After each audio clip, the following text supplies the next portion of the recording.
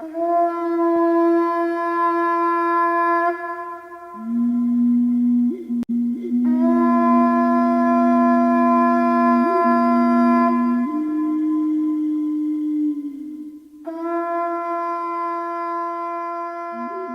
mago de Terramar, de Úrsula K. Le Guin.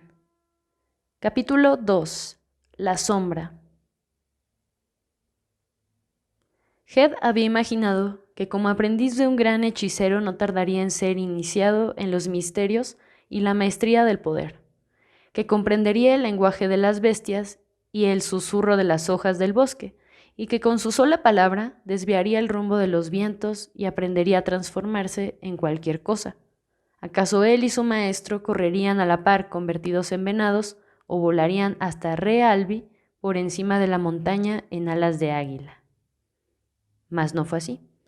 Erraron días y días por los caminos, bajando primero al valle y luego, poco a poco, yendo hacia el sur y el oeste, alrededor de la montaña, pidiendo albergue en las aldeas o pasando la noche a campo raso como pobres hechiceros transhumantes o como caldereros o mendigos.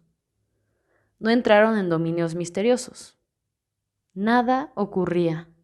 La vara del mago, que en un principio Head observara con temor y curiosidad, no era más que un recio báculo. Pasaron 3 días, pasaron 4 días, y Ogión aún no había pronunciado una sola palabra mágica en presencia de Head, ni le había enseñado un solo nombre, una runa, un sortilegio. Aunque callado y taciturno, Ogión era un hombre tan apacible y sereno que Head pronto perdió ese temor reverente que le inspirara al principio, y así al cabo de unos pocos días se atrevió a preguntarle: «¿Cuándo comenzará mi aprendizaje, señor?» «Ya ha comenzado», respondió Ogión. Hubo un silencio, como si Head estuviera callando algo. Al fin dijo: «Pero si aún no he aprendido nada». «Porque no has descubierto lo que estoy enseñándote», replicó el mago, marchando con pasos largos y firmes a lo largo del camino, el alto desfiladero que une los burgos de Oberk y Wyss. Era un hombre moreno, como la mayoría de los gontescos, de oscura tez cobriza y cabellos grises, enjuto y recio como un lebrel e infatigable. No hablaba casi nunca, comía poco y dormía todavía menos. Tenía ojos y oídos penetrantes, y muy a menudo una expresión de atención reconcentrada. Head no respondió. No siempre es fácil responderle a un mago. «Tú quieres hacer magia», dijo Ogión al fin, marchando siempre. «Demasiada agua has sacado del pozo. Aguarda. Llegar a hombre requiere paciencia. Llegar a dominar los poderes requiere 9 veces paciencia. Que hierbes es allá, a la vereda del camino. Siempre viva. ¿Y aquella? No lo sé. La llaman cuatrifolia». Ogión se había detenido y el taco de bronce del báculo apuntaba hacia la hierba. Head se acercó a mirar la planta y le arrancó una cápsula seca llena de semillas, y al fin, como Ogión no decía nada más, le preguntó: «¿Para qué sirve, maestro?» «Para nada que yo sepa». Head conservó un momento la cápsula de semillas en la mano, mientras reanudaban la marcha, luego la tiró. «Cuando sepas reconocer la cuatrifolia en todas sus sazones, raíz, hoja y flor, por la vista y el olfato, y la semilla, podrás aprender el verdadero nombre de la planta, ya que entonces conocerás su esencia, que es más que su utilidad. ¿Para qué sirves tú, al fin y al cabo? ¿O yo? ¿Qué utilidad prestan la montaña de Gont y el mar abierto?» Caminaron otro kilómetro y Ogión dijo por último: «Para oír hay que callar». El muchacho frunció el ceño. No le hacía ninguna gracia pasar por tonto. Ocultó su resentimiento y su impaciencia y trató de mostrarse obediente para que Ogión consintiera al fin enseñarle algo.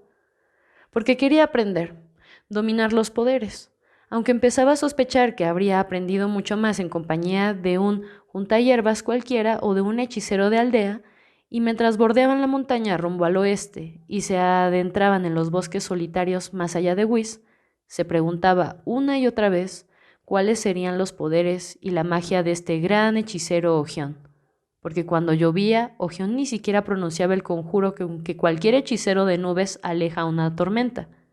En una comarca pródiga de hechiceros como Gont o en las Enlades, no es raro ver cómo una nube de agua se desplaza lentamente en un sitio a otro, desviada por alguna hechicería, hasta que es empujada hacia el océano donde al fin puede deshacerse en lluvias. Pero Ogión había dejado que la lluvia cayera sin impedimentos, refugiándose bajo las ramas de un abeto robusto.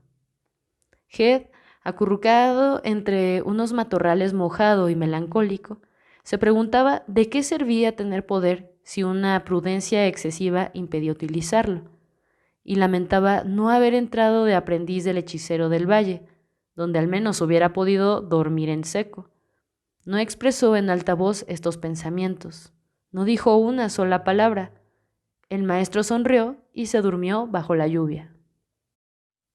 Cercano ya el retorno del sol, cuando en las altas cumbres de Gont empezaban a caer las primeras grandes nevadas, llegaron a Re Albi, la tierra natal del mago, una aldea encaramada en rocas del despeñadero y cuyo nombre significaba nido de halcón.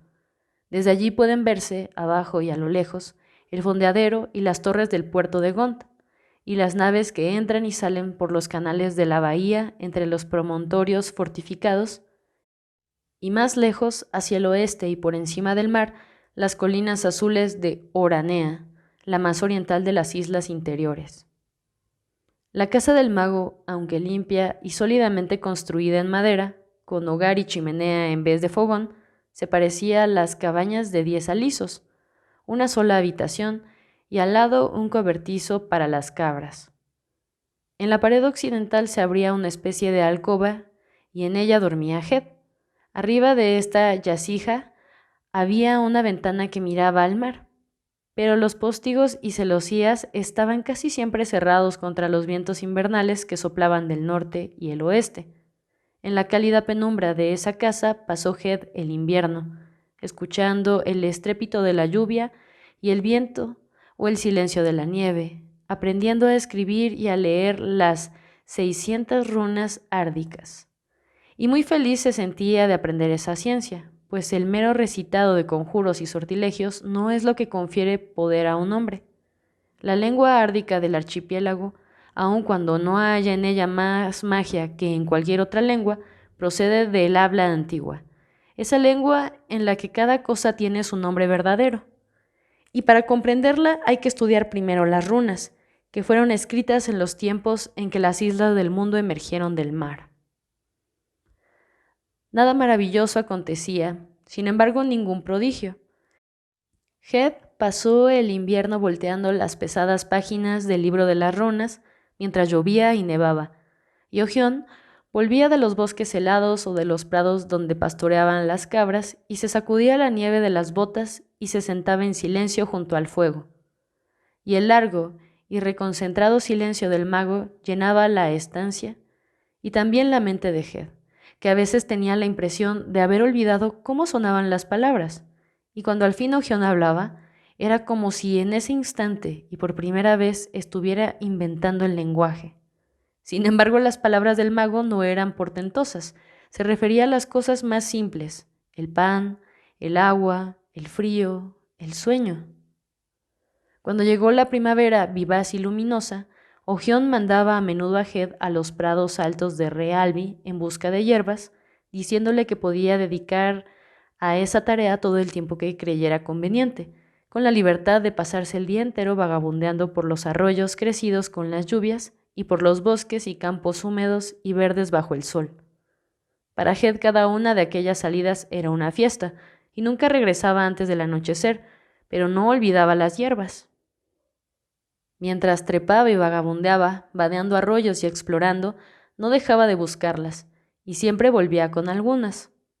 Descubrió entre 2 arroyos un prado donde la flor llamada santónica crecía en abundancia, y como esta planta es rara y muy apreciada por los curanderos, volvió allí al día siguiente.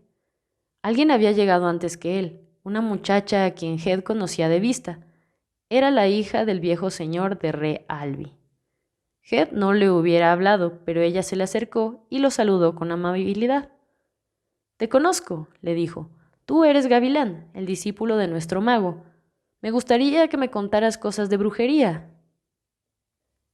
Hed, tímido al principio y receloso, con la mirada fija en las flores blancas que rozaban la falda blanca de la muchacha, apenas le respondió, pero ella siguió hablando en un tono franco, desenvuelto e insistente, y poco a poco fue ganando la confianza de Hed.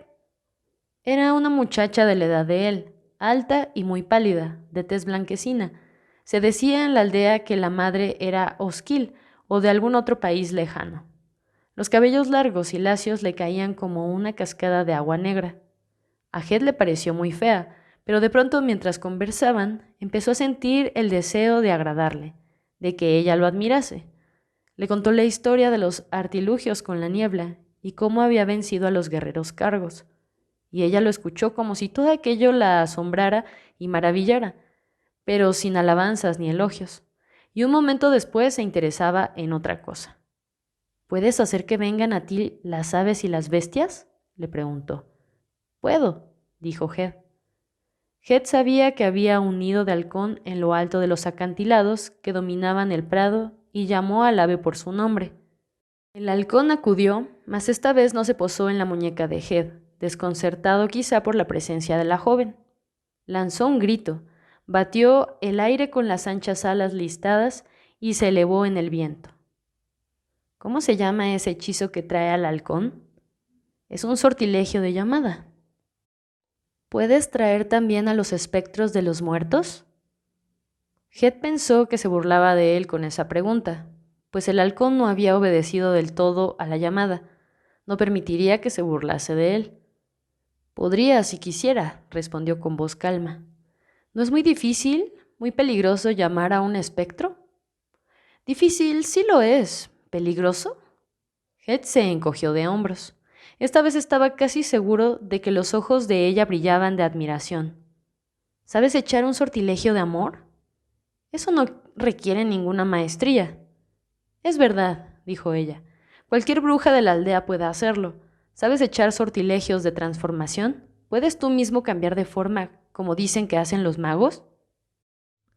Tampoco esta vez estuvo seguro Hed de que no hubiera un dejo de burla en la pregunta, así que volvió a responder. «Podría, si quisiera». Ella le suplicó entonces que se transformara en algo, en cualquier cosa, en halcón, en toro, en fuego, en árbol. Hed la disuadió recurriendo a las palabras misteriosas que usaba su maestro, pero ella insistía y él no sabía cómo negarse rotundamente. No sabía tampoco si él mismo creía o no aquello de que se jactaba. Se marchó, pues diciendo que el mago, su maestro, estaba esperándolo, y no volvió al prado al día siguiente. Pero al otro día volvió, diciéndose que tenía que recoger más santónicas mientras estuviesen en flor. Ella ya estaba ahí, y los dos juntos vedearon descalzos las hierbas legamosas, arrancando los pesados capullos blancos. Resplandecía el sol primaveral, y ella hablaba con él tan alegremente como cualquier pastora de cabras de su propia aldea. Volvió a hacerle preguntas sobre hechicería y magia, y escuchaba todo con ojos tan asombrados que Hed se dejó llevar una vez más por la vanidad. Luego ella le preguntó si no haría un sortilegio de transformación, y como él murmuraba alguna excusa, ella lo miró, apartándose de la cara los cabellos negros, y le dijo: «¿No será que tienes miedo?». «No, no tengo miedo». Ella sonrió entonces con un ligero desdén. «Tal vez eres demasiado joven». Esto Hed no pudo soportarlo. No dijo mucho, pero resolvió que le probaría quién era. Le propuso que volvería al prado al día siguiente, si quería, y se despidió de ella para regresar a la casa mientras el mago estaba todavía ausente. Fue directamente al estante y bajó los 2 libros del saber, que Ogión nunca le había mostrado. Buscaba un sortilegio que le permitiera cambiar de forma, pero como era lento aún en la lectura de las runas y entendía poco lo que leía, no lo encontró. Aquellos libros eran muy antiguos.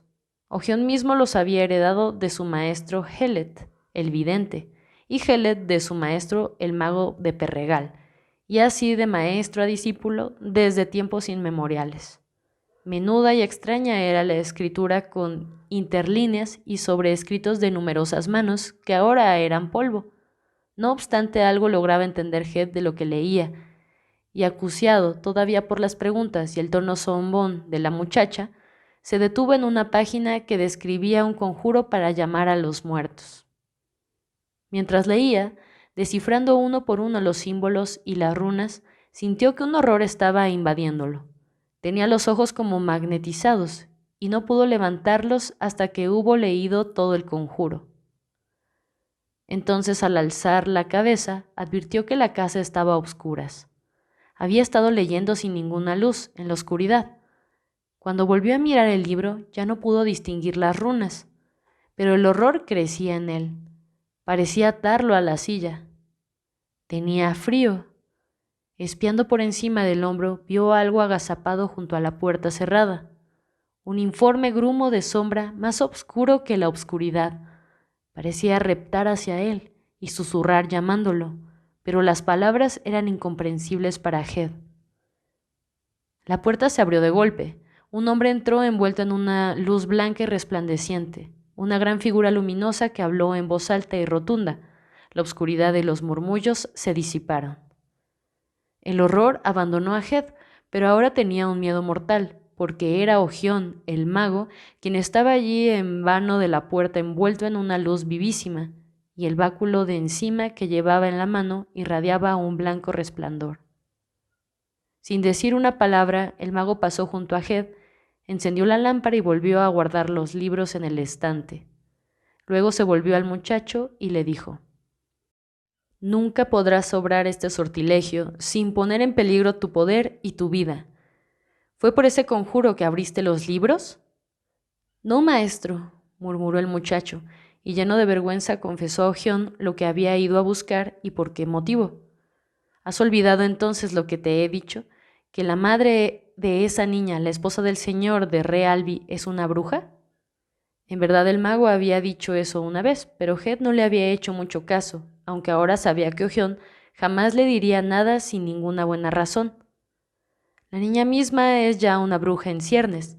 Quizá su madre le envió a hablar contigo. Quizá fue ella quien abrió el libro en la página que leíste. Los poderes a los que ella sirve no son los mismos a los que yo sirvo. Ignoro lo que pretende, mas sé que no me desea ningún bien. Heath, escúchame bien ahora. ¿Nunca has pensado que así como hay obscuridad alrededor de la luz, también hay peligro alrededor del poder? Esta magia no es un juego al que nos dedicamos por placer o por halago. Piénsalo. En nuestro arte, cada palabra que pronunciamos, cada acto que ejecutamos es para bien o para mal. Antes de obrar o hablar, hay que conocer el precio». Avergonzado, Heath exclamó: «¿Cómo puedo saber esas cosas cuando tú nada me enseñas? Desde el día en que vine a vivir contigo, nada he hecho, nada he visto». «Algo has visto ahora», dijo el mago, «junto a la puerta en la oscuridad, cuando yo entré». Heath no replicó. Ogión se arrodilló en el suelo, preparó el fuego en el hogar y lo encendió, pues la casa estaba fría. Luego, siempre de rodillas, dijo con voz apacible: «Heath, mi joven halcón, no estás atado a mí ni a mi servicio. Tú no viniste a mí, yo fui hacia ti. Muy joven eres para hacer esta elección, mas yo no puedo hacerla en tu lugar. Si tal es tu deseo, te enviaré a la isla de Roque, donde se enseñan todas las altas artes. Cualquier arte que te propongas aprender la aprenderás, pues grande es tu poder. Más grande aún que tu orgullo, espero. Me gustaría retenerte conmigo, pues yo tengo lo que a ti te falta, mas no he de hacerlo contra tu voluntad. Escoge ahora entre Re Albi y Roque». Heath seguía mudo, apabullado, el corazón en tumultuosa confusión. Había aprendido a querer a Ogión, a ese hombre que con un solo toque lo había curado, a ese hombre que no conocía la cólera. Lo amaba, y hasta ese momento no lo había sabido. Miró la vara apoyada contra la pared en el rincón de la chimenea, recordando la luz que había irradiado en la oscuridad ahuyentando el mal, y sintió el deseo de quedarse junto a Ogión, de errar con él por los bosques, en largas caminatas, aprendiendo el silencio. Pero también había en él otros anhelos irreprimibles, la ambición de la gloria, el deseo de actuar. El camino de Ogión hacia la maestría le parecía lento, un rodeo demasiado largo cuando él podía partir, llevado por los vientos marinos, hacia el mar interior, hasta la isla de los sabios, donde el aire brillaba de encantamientos, donde el archimago se paseaba entre prodigios. Maestro, dijo, quiero ir a Roque. Así fue como pocos días más tarde, en una mañana de sol primaveral, Ogión bajó con Head por el escarpado que a lo largo de 20 kilómetros descendía en pronunciada pendiente desde el despeñadero hasta el gran puerto de Gont. Allí, entre los dragones esculpidos de las puertas del embarcadero, los guardias se arrodillaron a la vista del mago y con la espada desnuda le dieron la bienvenida.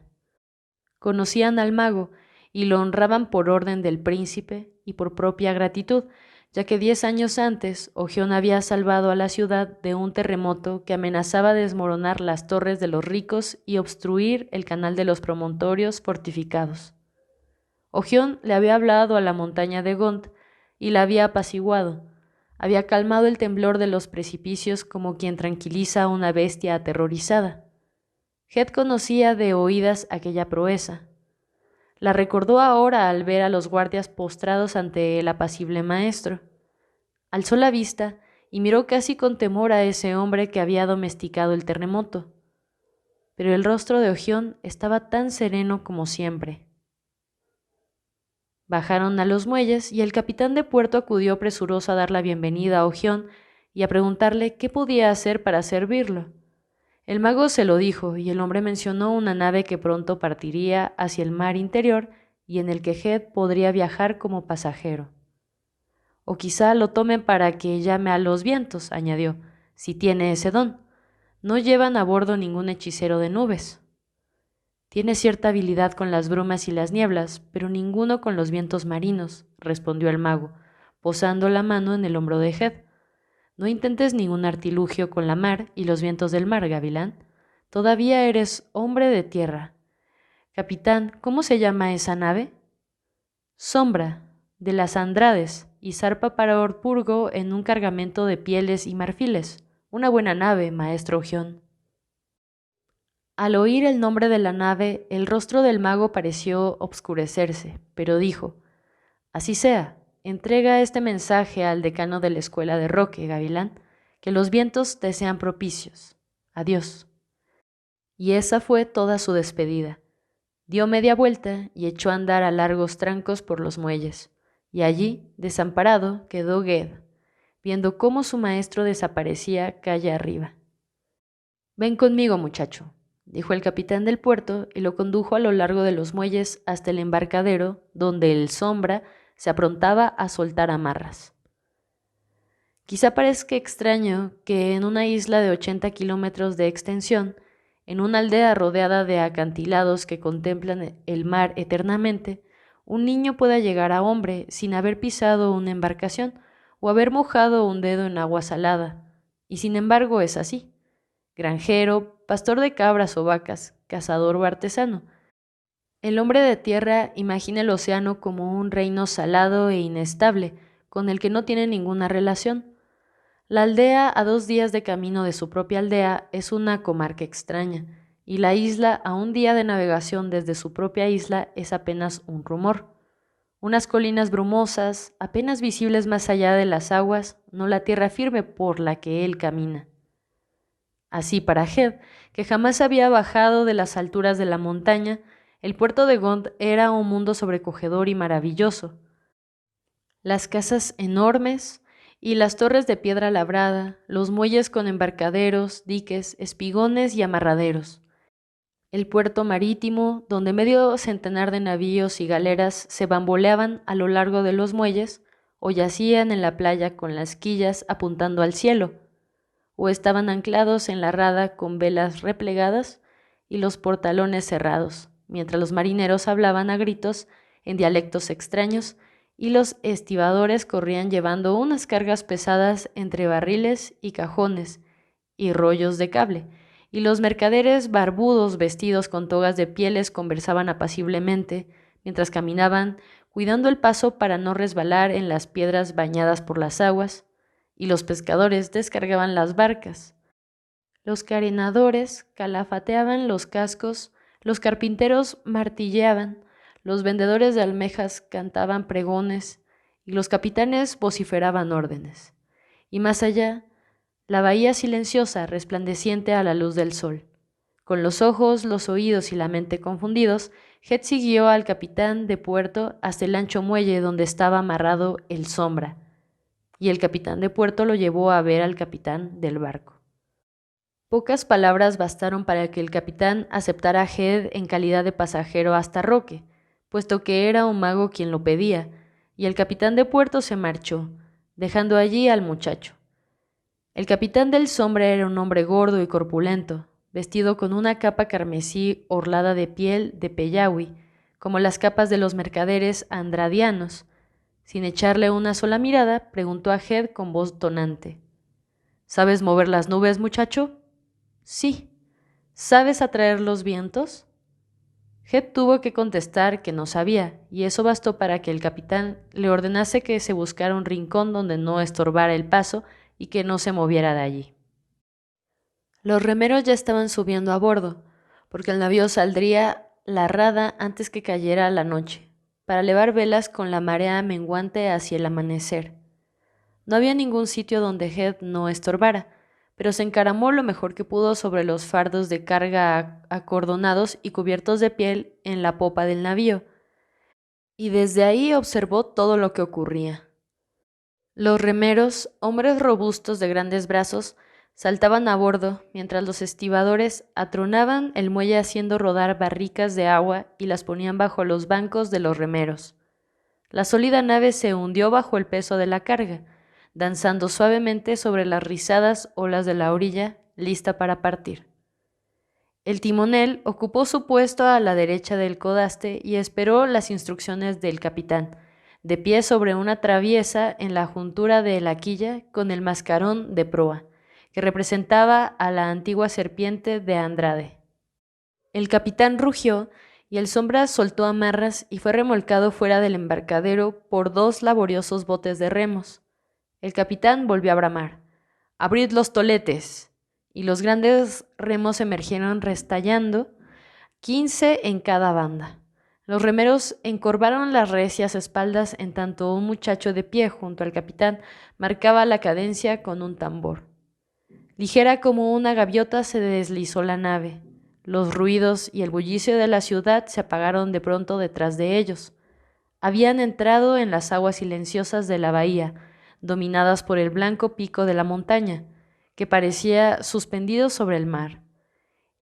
En una cala poco profunda, a sotavento del promontorio fortificado, echaron anclas y allí esperaron a que pasara la noche. De los 70 tripulantes del navío, algunos eran como Head, muy jóvenes en años, pero ya todos habían entrado en la mayoridad. Invitaron a Head a que compartiera con ellos la comida y bebida. Eran muchachos afables, aunque traviesos y aficionados a las burlas. Lo llamaron cabrerizo. Es cierto, pues, que venía de Gont, pero no fueron más allá.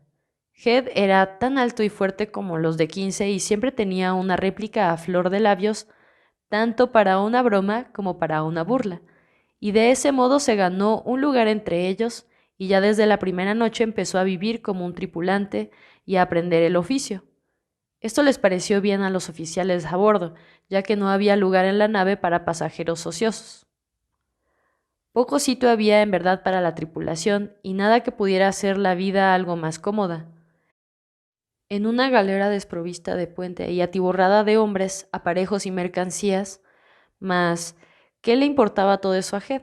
Esa noche se acostó entre los fardos de pieles de las islas septentrionales y contempló las estrellas de la primavera que brillaban sobre las aguas del puerto y las tenues luces amarillas de la ciudad a popa, y se durmió y despertó complacido y satisfecho. Antes del alba, la marea cambió. Levaron anclas y se deslizaron entre los promontorios fortificados, remando despacio. Cuando el sol del amanecer tiñó de rojo la montaña de Gont a popa del navío, izaron la vela mayor y navegando por el mar de Gont fueron rumbo al sudoeste. Entre Barnisk y Thorhaven navegaron con viento flojo y al segundo día avistaron la isla grande, Hafnor, corazón y cuna del archipiélago. Durante 3 días tuvieron a la vista las verdes colinas de Hafnor mientras recalaban en la costa oriental sin tocar la orilla. Muchos años habrían de pasar antes de que Head visitara esas tierras o viera las blancas torres del gran puerto de Hafnor en el centro del mundo. Pasaron una noche en Quememburgo, el puerto septentrional de la isla de Wey, y la siguiente en una ciudad pequeña a la entrada de bahía de Felway. Y al otro día, después de rodear el cabo septentrional de O, se internaron en los estrechos de Evavnor. Allí arriaron la vela y prosiguieron a remo, siempre con la tierra a cada lado y otros navíos al alcance de la voz, grandes y pequeños, mercantes y de cabotaje, algunos de regreso de los confines lejanos con extraños cargamentos, al cabo de un viaje de varios años, otros que saltaban como gorriones de isla en isla por el mar interior. Virando luego al sur de los transitados estrechos, dejaron Hafnor a popa y navegaron entre las dos hermosas islas de Ark e Ilian, coronadas y escalonadas de ciudades, y luego, en medio de una lluvia y un viento creciente, empezaron a cruzar el mar interior rumbo a la isla de Roque. Por la noche, viendo que el viento refrescaba y se huracanaba, bajaron la vela y el mástil y durante todo el día siguiente navegaron a remo. La galera se mantenía a flote sobre las olas y avanzaba con valentía, pero en la popa el timotel, que maniobraba el largo remo de espadilla, miraba la lluvia que azotaba el mar y no veía nada más que lluvia. De acuerdo con la brújula, navegaban rumbo al sudoeste y sabían así en qué dirección iban, pero no qué aguas eran aquellas.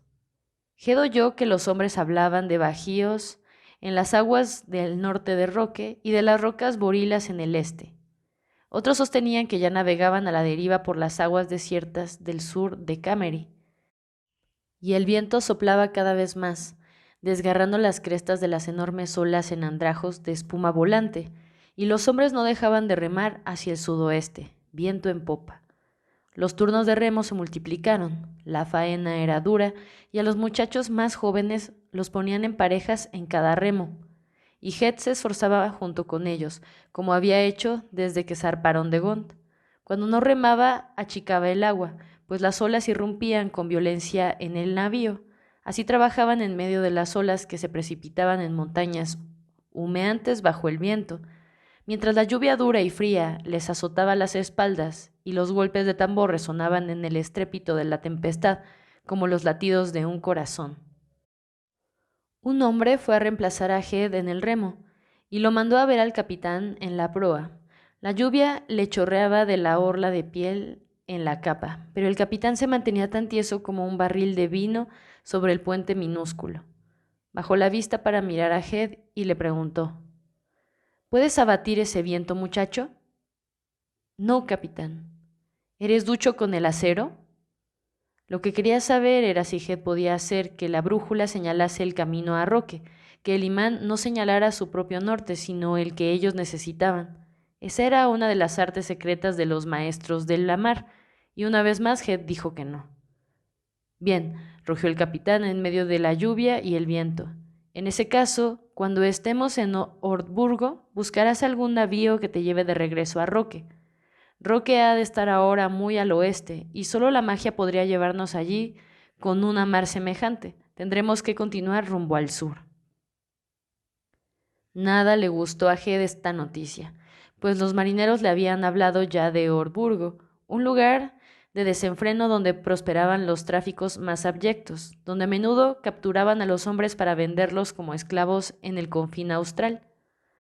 Volvió al banco y remó junto a un compañero, un robusto mozalbete andradiano, mientras escuchaba los golpes del tambor y veía la linterna de popa que parpadeaba y se sacudía con el viento, un atormentado punto de luz en el anochecer, lacerado por la lluvia.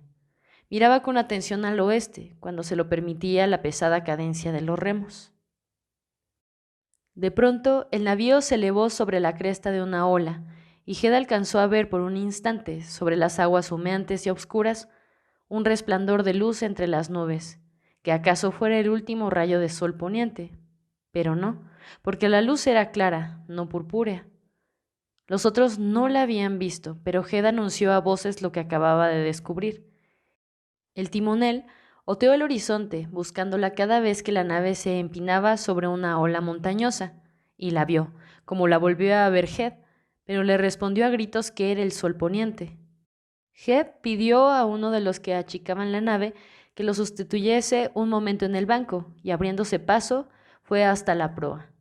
Una vez allí, aferrándose con ambas manos al mascarón, le gritó al capitán: «¡Esa luz, señor! En el oeste. Es la isla de Roque». «No he visto ninguna luz», bramó el capitán, pero ya Jed la señalaba con el brazo extendido, y todos pudieron ver aquella luz que brillaba, límpida, por encima de las nieblas y el tumulto del mar. No para complacer a su pasajero, sino para salvar al navío de los peligros de la tempestad, el capitán ordenó al timonel que pusiera rumbo al oeste, hacia la luz, mas no sin prevenir a Jed. «Muchacho, hablas como un maestro de la mar, pero te prometo que si en esta tempestad nos conduces mal, te haré arrojar por la borda y tendrás que nadar hasta Roque».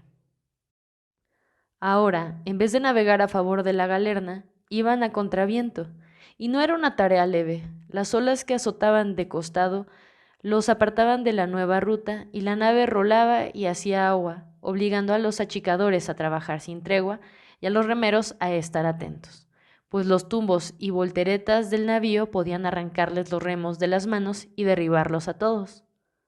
Bajo las nubes tempestuosas era casi noche cerrada, pero ya atizaban una y otra vez la luz en el oeste, bastante clara como para señalarles el rumbo, y así continuaron, remando a contraviento.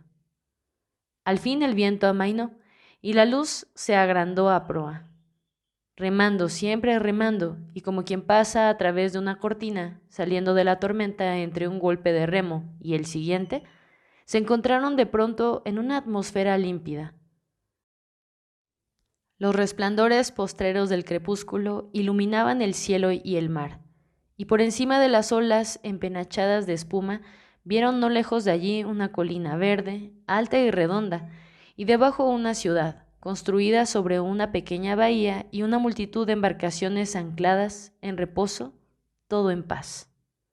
El timonel, inclinado sobre la barra, volvió la cabeza y exclamó: «Capitán, ¿qué es esto? ¿Tierra de verdad o arte de hechicería?»